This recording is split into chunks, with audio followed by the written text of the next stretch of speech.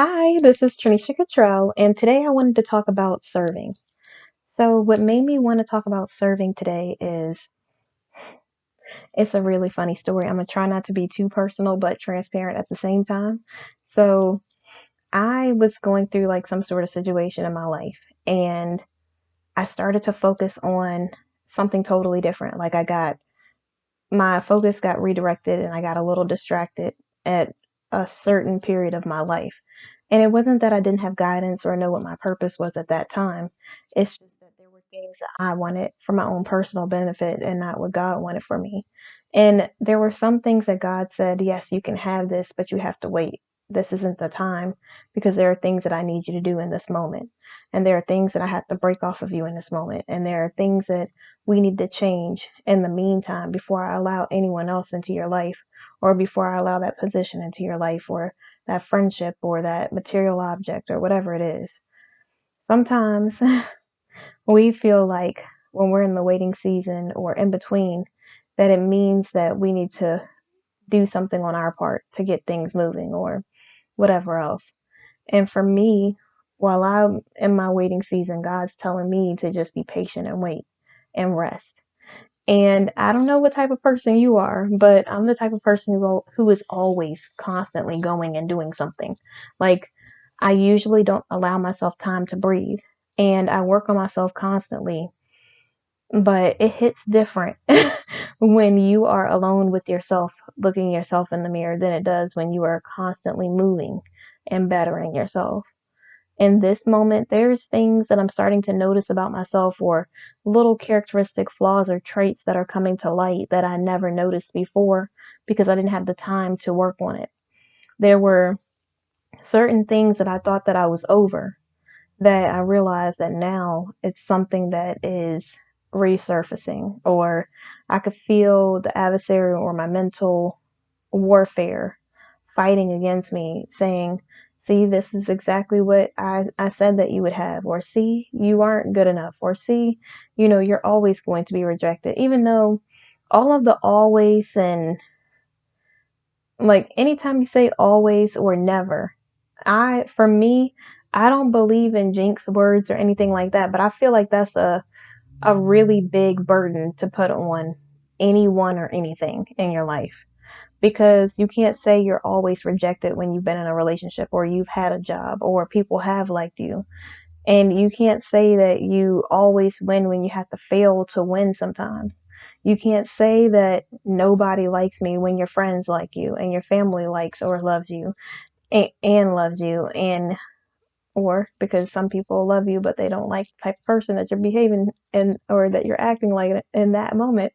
But it's like little key words like that, like really, really the words that hold a lot of weight behind it are words that I think we use sometimes without really thinking to ourselves and reassuring ourselves that that isn't true. Like, for example, I could think to myself, I'm I'm never going to get married again.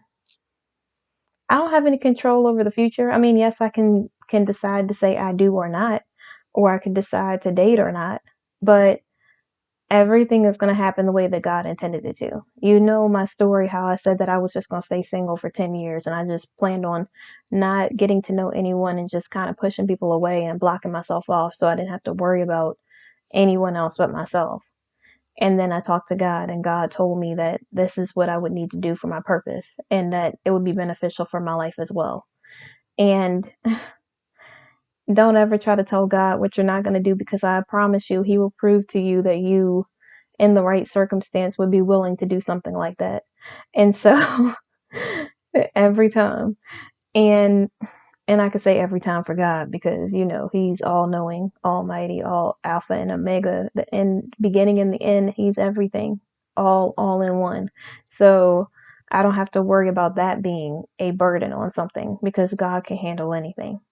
But when it comes to us humans, when it comes to us just regular human being people out in this world, I say human being people. When it comes to us, when we say never or always, it really does put a lot of weight on us. It really is that word that we try to use to describe something to prove our point or prove something to ourselves, or something that the adversary will use to prove to us that we're not good enough when we are. And so it's so funny because sometimes, like in the past, when I was doing my own thing, the adversary would show me things that I wanted. He would make me really want something really badly. And I would know it's not good for me. I would know that I shouldn't have it, whatever else. And I would do it anyways. And I would just be like, I would be in that situation and I wouldn't know how I really got there, but I would know it's because I was just following what I wanted selfishly or whatever else. And even though I was following myself, I was never going to get the result that God intended me to get, especially when you do things on your own, especially when I do things on my own. Whenever I try to take the lead and I make it seem as if I am controlling the things that are going to happen in my life, it never works out well. It's always horrible. And it's so weird because, okay, I can see the adversary trying to work on me right now, like trying to get something in my head, and I'm like, not today, Satan. But it's just so funny how he will really try to play on your insecurities or things that you've worked on in the past. Like, this isn't an example. I know I'm going to be judged, but I feel like it's important to say this. So I was at church one day, and there was this person there that I said something crazy to one day. And it wasn't something probably like what you're thinking, but it was something that people shouldn't just be saying. And so I said it, and I regretted saying it once I said it, but it was too late. So I'm sitting in church and I'm really in the word, and I see this person coming to church, and I'm like, immediately the adversary's like, you remember that one thing that you said? And I'm like, and I immediately start feeling guilty sitting there. Like, I shouldn't be here. I don't know how God is going to use me. I don't know why he's using me when I made all these mistakes. I don't know why he would feel like I'm worthy of being here and grace me past all of the things that I've done wrong in the past. And the pastor says to turn to a certain page, and he was going to pray over the sermon. And as he prays, he's like, and the adversary will try to use things from your past to make you feel like you're not worth God being able to use you for the future. And I was like, won't he do it? Because whenever you feel weak, he will be strong for you every single time.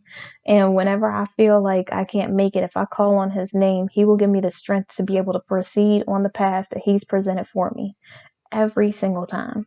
And it doesn't matter what weapon comes against me, forms against me, nothing will be able to take me down when I have God in my life at all.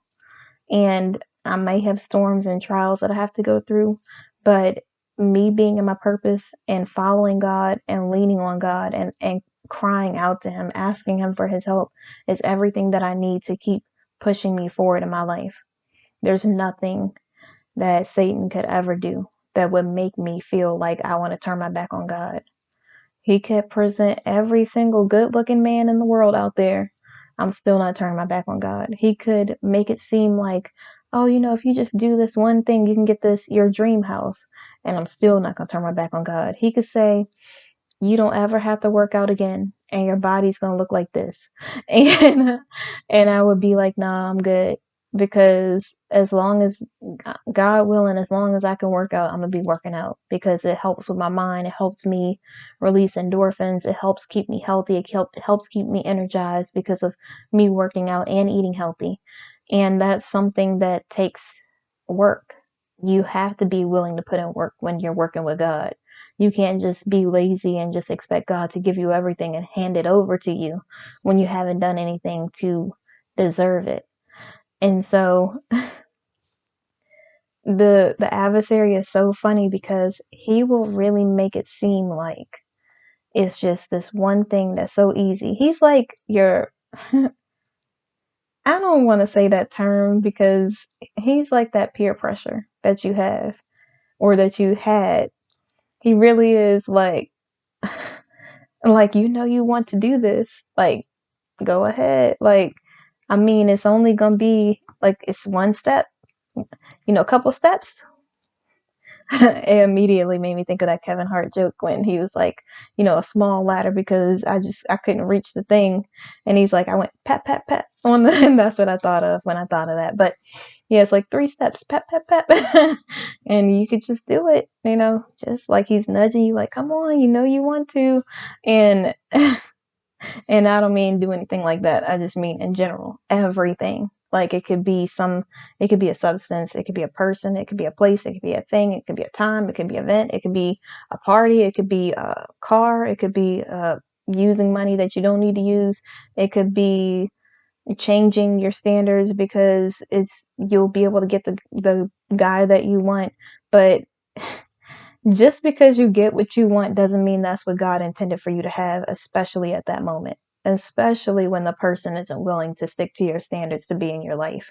If you have to lower your standards to get someone that you want in your life, it's no good. It's no bueno at all. It's not good because who wants someone that's not going to respect them?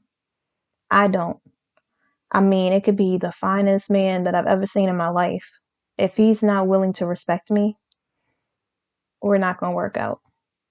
It's not going to it's not going to work out. And it's a personal choice that they get to make for themselves because it's their life. I can't live their life for them. Either they appreciate me or they don't. Either they adhere to my standards, and I say adhere because standards are not preferences. Those are things that really make me feel confident. They make me feel secure in myself. They prove that I love myself and I honor God. So if I'm willing to bend on being obedient to God for this person, they probably shouldn't be in my life in the first place. And if they feel like what God intended for my life is not good enough, that I don't deserve any of those things, then they're not the person for me. And they could blame it on time and other things. And I'm not saying things don't happen in people's lives, but you make time for the things that really matter to you. When it comes to my family, if I got events or something going on and my family really truly needs me, I'm going to be there for my family. Will I be able to be there at every single event? Probably not. But I will make time for the people who really care, love, and appreciate me, that I appreciate. I'm not just going to take them for granted. I'm not going to pretend as if their time isn't as precious as mine. And I'm not just going to walk all over them just because they're saying, oh, yeah, you could totally just do whatever you want. Like, people might say things like, oh, it really doesn't matter. But being a genuine good person and really showing up and being a person of your word is everything. And people could say it really isn't that important. It really doesn't matter. But to me, it does. When you say you're going to do something, I expect the people in my life to do it unless there's an emergency. That's the only time I would be like, okay, because I know real life happens. When I say, communication is really important to me, I mean communication is really important to me. I don't mean it's just a preference like, oh, I would prefer if we talk and get to know each other in some kind of way. Like, how am I supposed to get to know someone without communication? That makes no sense. And people could say, well, we just don't have time for this or that or whatever else. It could be a lot going on in a person's life. And I understand sometimes in people's lives, God could be working on them in a season to where they need to be in a certain place before they can be with certain people. But I also think that if you see someone as your husband or wife, and I don't mean women, you shouldn't heal and go through your healing process and become a better person before you meet someone else because you don't want to be a hot mess and still thinking about your ex while you're in a relationship. I just mean, like, for men, when they're healing, this is my personal opinion. I don't know if this is a thing or not, but I really feel like for men, if you know that someone could possibly be your wife, then you acting as if they don't matter and that you don't want to get to know them, or that communication doesn't matter, or that you want them to lower their standards for you because you feel like you want to do whatever you want and you don't care about that other person. Like, you don't care about how they feel or what it is that they truly desire. When you don't care about their feelings and you're just being selfish, then, and when I say selfish, I feel like that's so harsh for me to say right there. I really feel like even if there's a lot going on you make the time for the things that really matter to you. So if you see me or another woman as your wife, then regardless if it's 1 minute a day or 1 minute when you get a chance, or it's a quick text or something else, it will be like I'm thinking about you, not in like the player kind of way, but like in a way like, even if I can't do this every day, every moment, whatever else, I'm willing to at least try to do something to show you that I'm interested in you, and prove that you matter to me in one way or another. We might not be anything, we might be growing and learning stuff about each other, but I can't, the person can't learn anything about you unless you are communicating. And that could just be me. I could be one of those women who just asks for too many things, whatever else. I understand. It's just how it is. It is what it is. That's it. And I know I sound like exhausted, but it's so let me just explain so you don't think that I'm just personally exhausted with relationships or people or, friendships or anything like that. It has nothing to do with that. Being honest.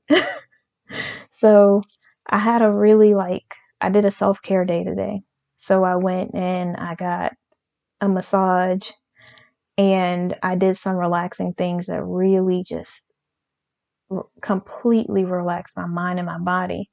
And so I'm sitting here just like listening to relaxing tones before I did this video. That's why I look so and that's why, like, when I'm talking, I'm just straightforward. I'm not trying to cut corners. I'm not trying to make anyone else feel better about whatever it is that they're doing when they're not stepping up to the plate. I'm not doing anything like that, because this is about self-care and believing in myself, loving myself, and for other people to love and believe in themselves and not just settle for less. Every time we settle for something less, we are just giving men and women the go ahead to just keep on treating people like crap, or keep on treating people like a non-priority, or acting as if other people's feelings don't matter because you're doing whatever it is that you want. And I'm not saying that someone should be controlling you to do only things that they want to do, but you're not trying to grow in a friendship or a relationship by yourself. So if you're really trying to get to know someone, get to know them. Don't just pretend as if they are so unimportant that you couldn't even spare a moment of your time for them or something else. Like, if you can't spare a moment of your time, obviously that's not the person for you, and just keep it moving. I'm just saying that in general, it's, I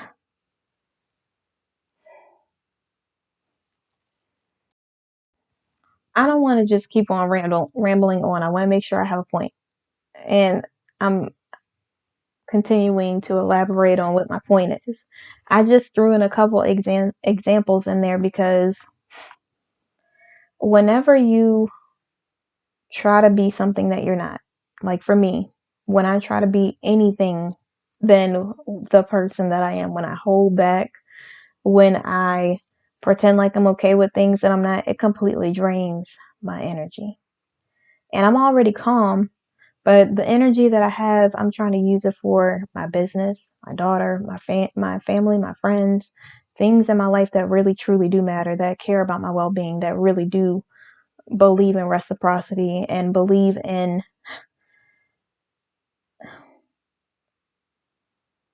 being intentional. And intentionality and communication can look different in every situation. It's not that there's like some super guideline that I have or anything like that. It's just that you can kind of feel when people are really into you, or when they're really being intentional with their life. And when they're not being intentional, it's no direction and it's all over the place. And I'm not saying that I'm going to tell God, hey, I believe that this person should do this, this, and this at this time, during this date, during this specific moment, because this is what I want. I'm not saying that at all. I'm just saying that when you really want to show someone that you're interested, you have to show them that you're interested. You have to be willing to put forth some sort of effort and be intentional in your life. You can't just expect them to just sit around and wait for you, because while tons of other guys are coming through, shooting their shot, eventually one of the people is going to be someone that the person is interested in. And then, I mean, I know the person won't care because they're really not interested anyways. So it'll just be what it is. But, and I feel like I really need to get off this topic. And so, so anyways, the whole point of this story is that when you're going through a situation in your life that drains your energy, or you're putting your energy into something that you shouldn't have, or Satan's tempting you and trying to make you follow something that it is that he knows that you like, that you want for your life. Like he'll say something like, oh, peer pressure, look at this over here, like this is what you really should have. And you're taking your energy and your focus from your purpose and what it is that God wants for your life. And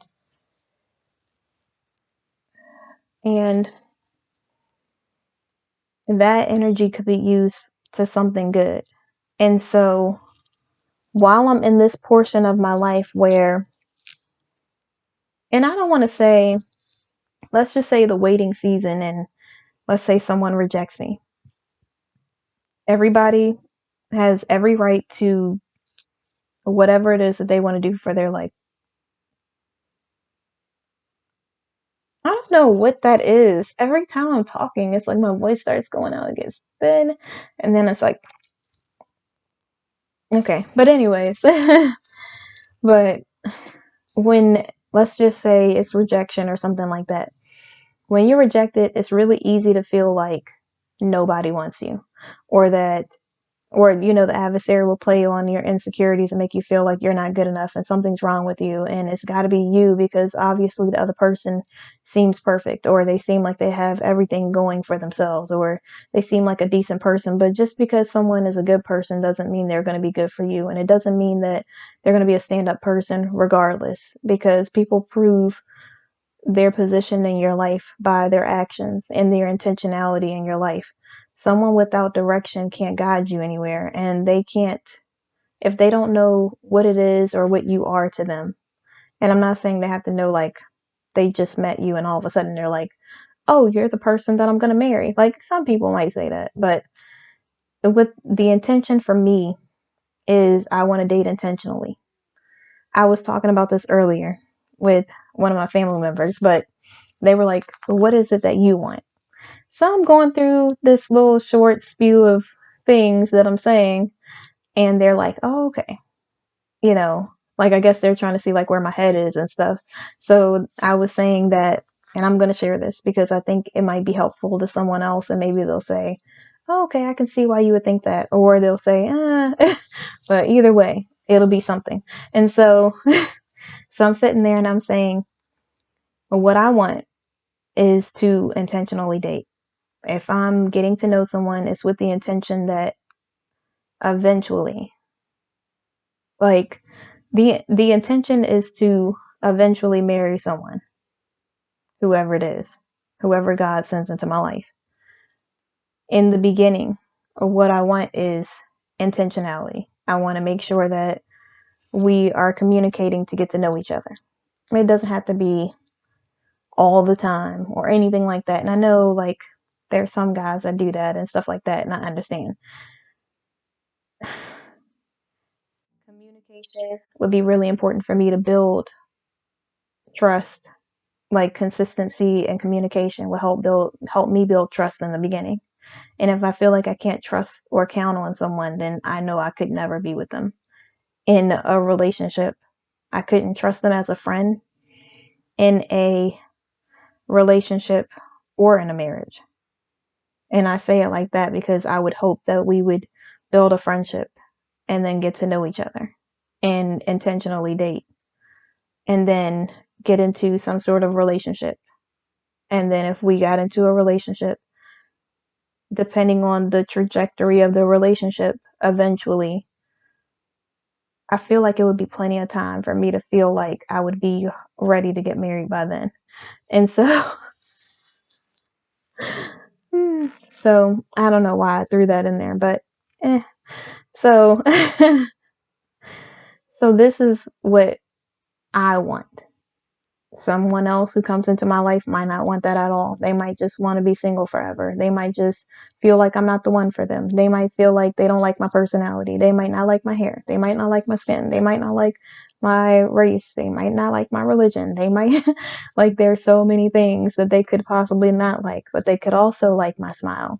They could also like my eyes, my eyelashes. They could like, my hair in whatever stage. They could like my style. They could like the fact that I like to communicate and I want to, like, if I have an issue, I want to make sure I take it to the person. I don't want to just be like, you didn't, like, whenever I have an issue with something, if I can talk to someone on the phone, if I can have a conversation with them, like one of my new friends that I had, when we are talking to each other, if we have an issue with something, we literally just say what it is. I don't say it in a disrespectful way. I'm not talking down to them. I'm not making them feel like a certain way about it. I'll just say, hey, the other day when I said this, I really didn't mean it like that. And they're like, oh, no, you're good. I knew what you meant when you said it. And I appreciate you being honest and straightforward with me because honestly, if I have issues with anything or if there's something that you say that, I take the wrong way or whatever else, I'll be straight up about it. I'll tell you how I feel about it and I will, make sure that like what's going on. I'm not the type of person that's just going to pretend like, you know, I don't care about something or that something doesn't bother, that something bothers me and be spiteful about it. I'm the type of person who's going to be honest and straight up and just I'll talk to you about it just like we're talking right now. And I'm like, I appreciate that because that's exactly how I am as well. I don't I don't like beating around the bush. I don't like talking to other people about issues that I have or venting in my journal or whatever else. And of course I write down stuff in my journal because it's a good way to process information and things that happen throughout the day in a healthy way. And so if someone does something, me being able to have the communication to like talk to them on the phone or shoot a quick, I wouldn't say a quick text message because you can't read emotion through text, which is one of my big issues that I have with this generation. And I shouldn't say this whole generation because I think some people who are intentionally dating really do understand that a text message is nothing, it's incomparable to a phone call. It really is. And no one else will understand it. The person for me probably will understand that. I don't know. But but when I think about trying to divulge information like a feeling or construe a feeling through a text message, it's one of those things that I think inevitably is going to be misconstrued because there's no way that you can read voice fluctuation or a human emotion through a text message or any type of electronic device. That's just me personally. I really and truly believe that when you are talking about something, depending on how deep it is, depending on what the issue is, or, if there's something that you really have to get off my chest, like if I want to say something oh yeah, I really like where your head is, and I think you're, this a good guy. I think that have. I like the way that you are moving through life and the things that you're doing, and it seems like I'm not gonna say it seems like we're on the right track, but if I'm trying to we're discussing something like that, I would want to say it with my emotion. And I would want to say it, or face to face. I wouldn't want to say it over a text message like, oh, I think you're great. And, it's like, oh, I think you're great. I mean, no one can misconstrue, I think you're great. They'll be like, oh, that's good. Unless they're like, oh, you think I'm great. That's it. There could be that person, but yeah. So when I have an issue with something, if I'm like, I really would appreciate it if you would do this. When I send a text message and I say, I really would appreciate it if you would do this, it sounds like I'm controlling. It doesn't sound good no matter how you put it, no matter how many times I rearrange the text and make it seem like I'm not trying to be that person.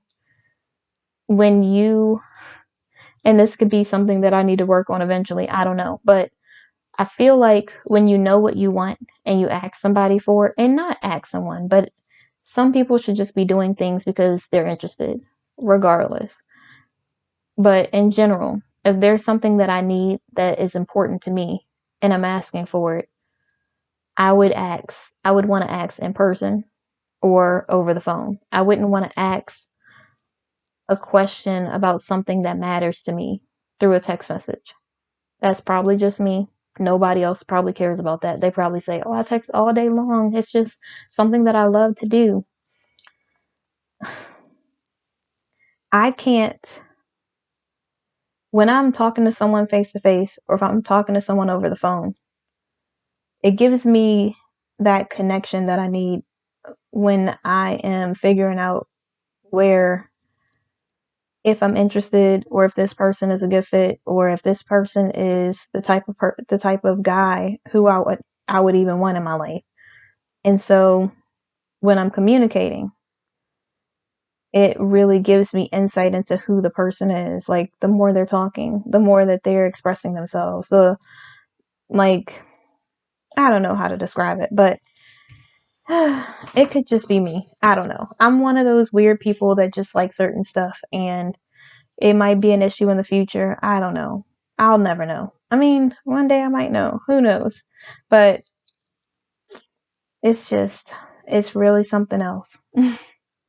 So, long story short, really, really long story short, when you feel rejected or someone is not interested in you or they're not intentional with what they're doing with you in their life or whatever else, instead of thinking about all the things that you're not and allowing the adversary to play on your insecurity or make you feel a certain type of way or to push you into toxic relationships because you want something to numb the pain, or substances or partying or leaning on someone that's a friend when you or whatever else it is, like just start serving.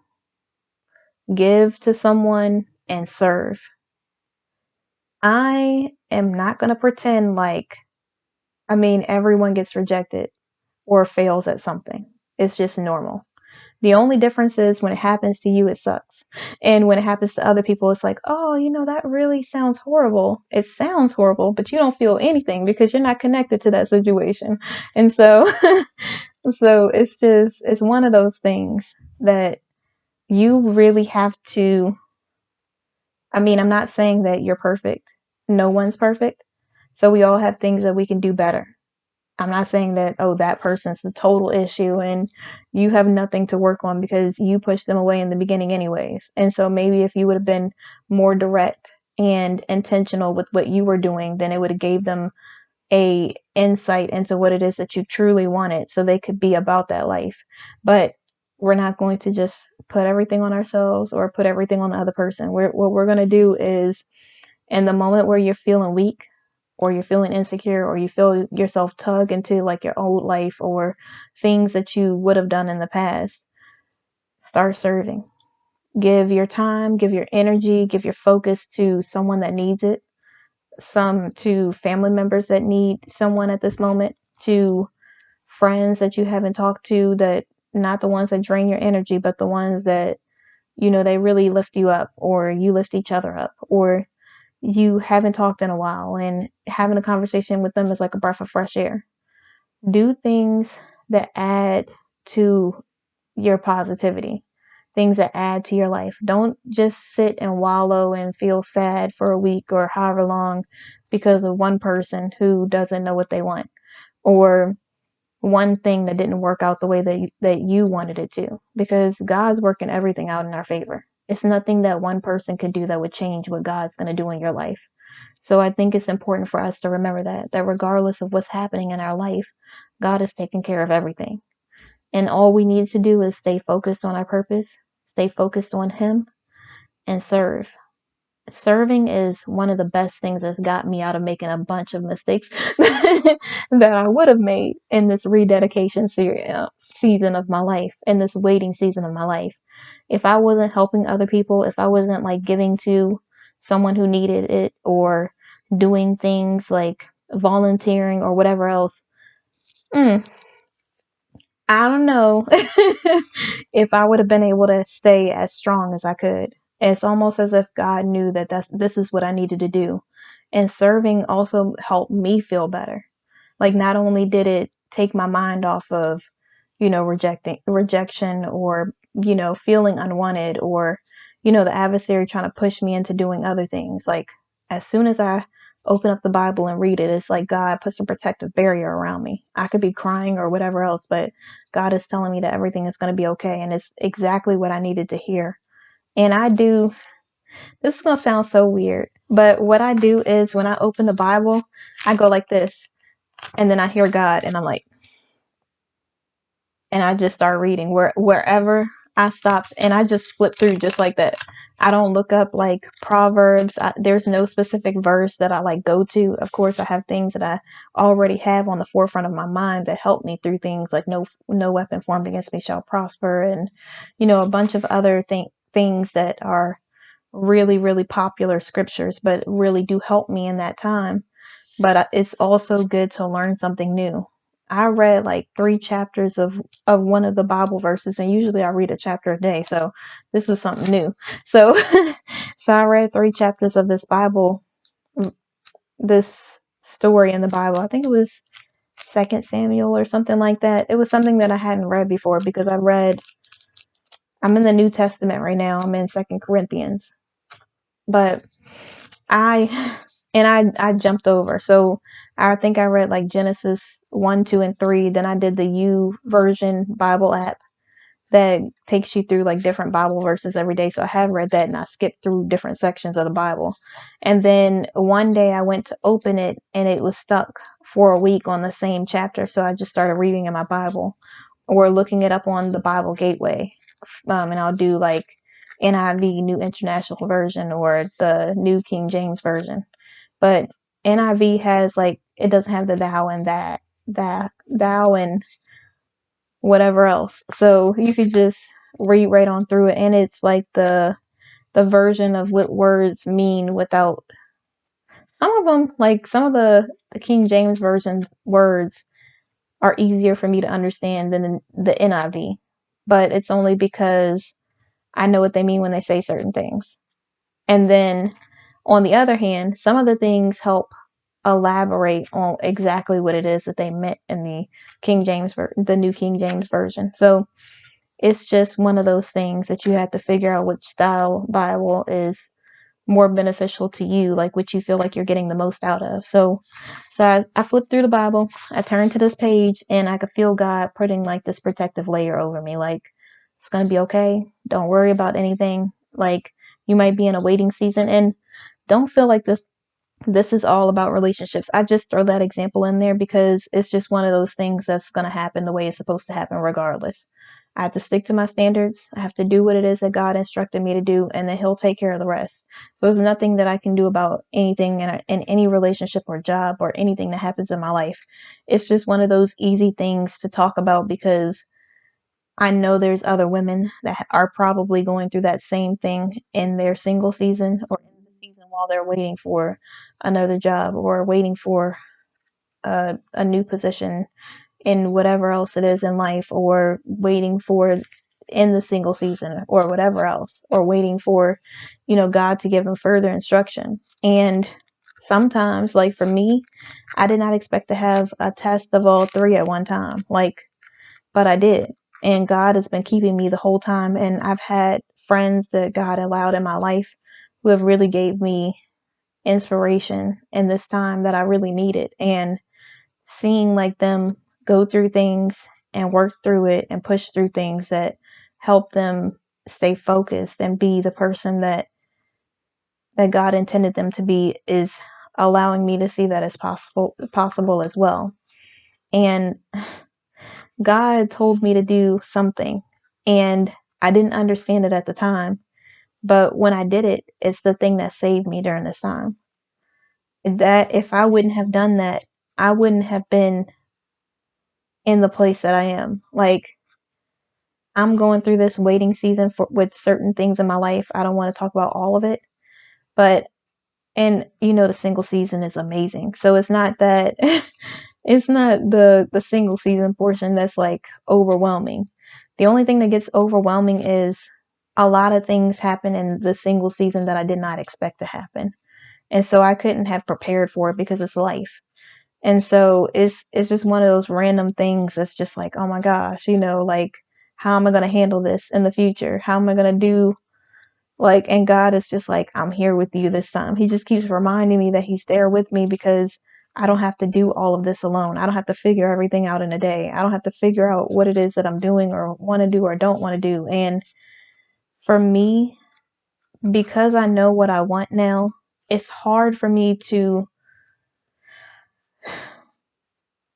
verbalize what it is that I truly want without coming off as arrogant or egotistical or strict or bossy.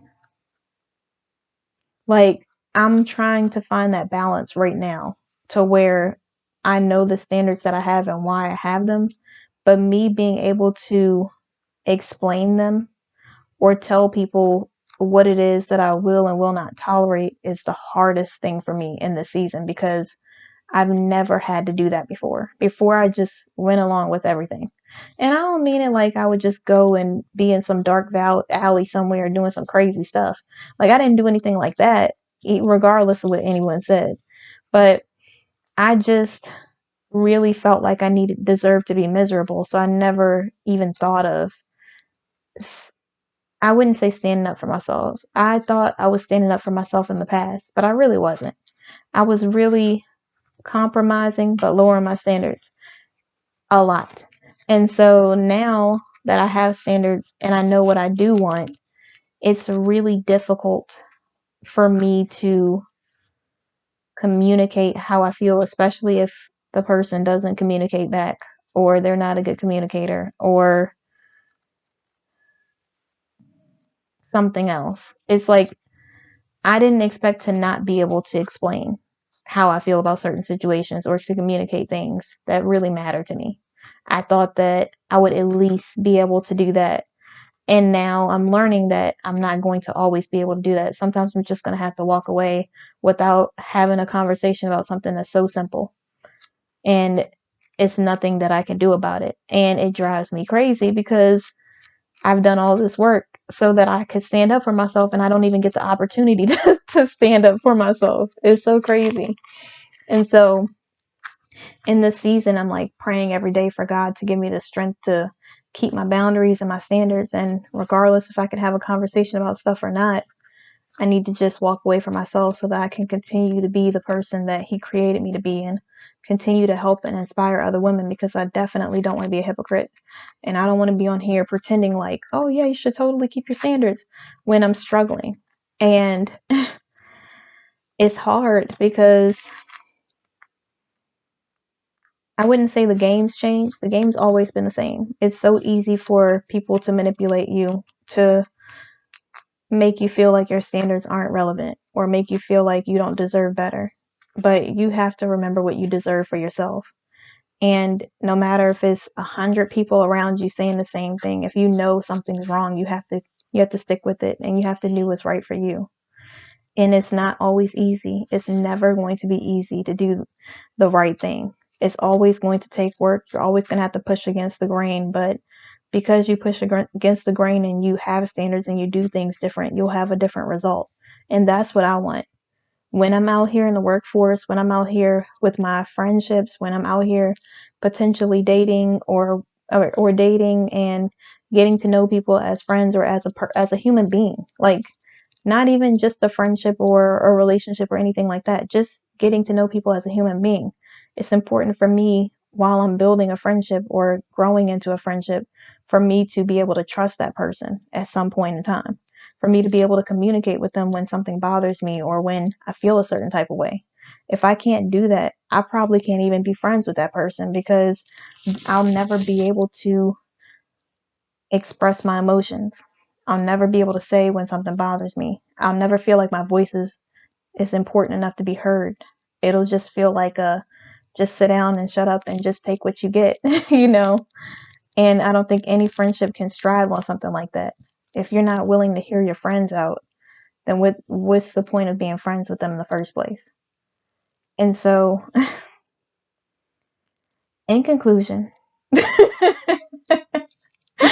I always end up laughing. But in conclusion, serving is one of the best things that you can do through any season of your life. When you are struggling, when you feel like you want to be the person that you used to be, when you feel like people are really trying to make you into something that you're not anymore, when you have that conversation with someone and you're really struggling, it's like, I'm trying to do the right thing. I'm not trying to have people that I'm using for my ego. I'm not trying to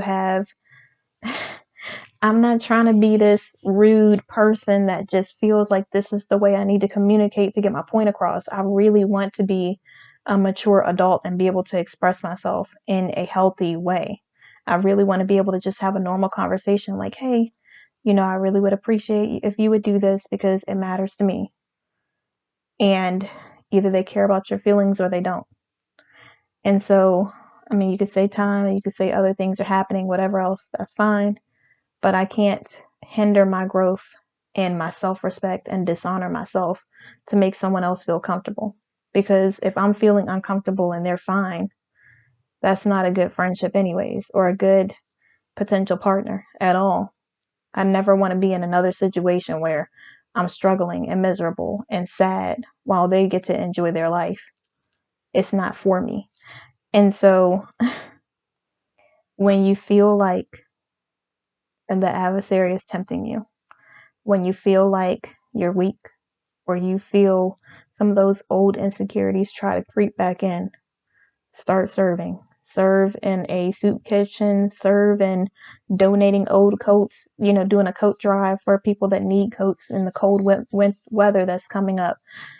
Go and volunteer at a high school and donate prom dresses and give, if you do makeup and your makeup skills are good, or you do nail designs or something, paint people's nails and do like nail designs, or do the tips of their nails if they're long enough, do their makeup, do their hair if you were a retired cosmetologist or something, and really donate that time and volunteer at places so that you could be given back. Because whenever I feel like I want to be the old me, and it really won't help at all. All it's going to do is make me feel temporarily satisfied and then drain me.